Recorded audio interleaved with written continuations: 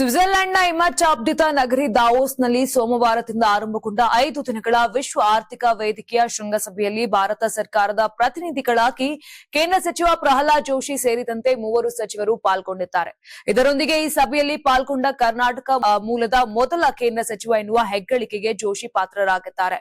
ಜಾಗತಿಕವಾಗಿ ಅತ್ಯಂತ ಮಹತ್ವದ ಈ ಉದ್ಯಮ ಸಭೆಗೆ ಸಚಿವ ಜೋಶಿ ಅವರನ್ನ ಪ್ರಧಾನಿ ನರೇಂದ್ರ ಮೋದಿ ಅವರು ಕೇಂದ್ರ ಸರ್ಕಾರದ ವಿಶೇಷ ಪ್ರತಿನಿಧಿಯಾಗಿ ಕಳುಹಿಸಿದ್ದಾರೆ. ಸಚಿವ ಜೋಶಿ ಜೊತೆಗೆ ರೈಲ್ವೆ ಸಚಿವ ಅಶ್ವಿನಿ ವೈಷ್ಣವ್, ನಾಗರಿಕ ವಿಮಾನಯಾನ ಸಚಿವ ರಾಮ ಮೋಹನ್ ನಾಯ್ಡು ಕೂಡ ದಾವೋಸ್ಗೆ ತೆರಳಿದ್ದಾರೆ.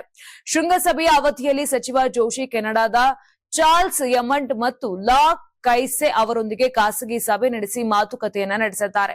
ಬಳಿಕ ಸ್ಪೇನ್ ಪ್ರತಿನಿಧಿಗಳೊಂದಿಗೆ ಸಭೆ ನಡೆಸಿದ್ದಾರೆ. ಅಲ್ಲದೆ ಒಮಾನ್ನ ಸೈದ್ ಮೊಹಮ್ಮದ್ ಅಹಮದ್ ಅಲ್ ಸಕ್ರಿ ಅವರೊಂದಿಗೆ ಚರ್ಚೆಯನ್ನ ನಡೆಸಿದ್ದು ಭಾರತದ ನವೀಕರಿಸಬಹುದಾದ ಇಂಧನ ವಲಯ ಸೇರಿದಂತೆ ವಿವಿಧ ಉದ್ದಿಮೆಗಳಲ್ಲಿ ಹೂಡಿಕೆಗೆ ಆಕರ್ಷಿಸುವ ಸಲುವಾಗಿ ವಿಶೇಷ ಪ್ರಯತ್ನ ಕೂಡ ನಡೆಸುತ್ತಾರೆ.